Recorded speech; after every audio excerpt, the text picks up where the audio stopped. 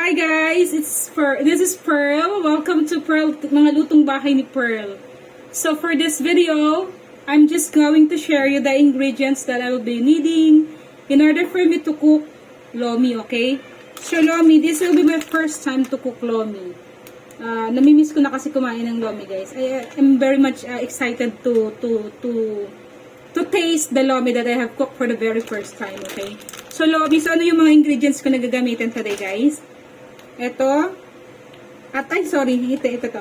Atay ng manok, guys. Ay, atay gizzard, okay? Budang, sa Tagalog, balon-balunan.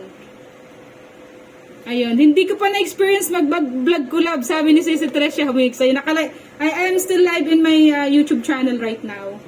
Ayan, so ang mga ingredients, guys, na gagamitin ko ay gizzard sa Ingles, sa Tagalog, balon-balunan, sa Bicol, budang, okay?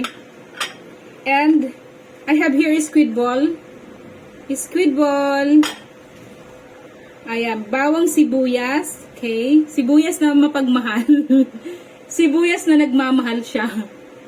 And we have here atay ng manok. Okay? Atay ng manok. We have here shrimp. Shrimp, guys. 1/4 itong shrimp. 90 yata yan, 1/4. And then we have here shrimp head, okay?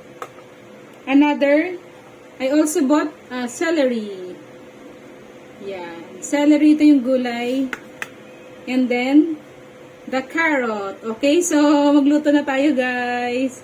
Let's get started. Ayun. Lunch almusal na to, guys. Ayun.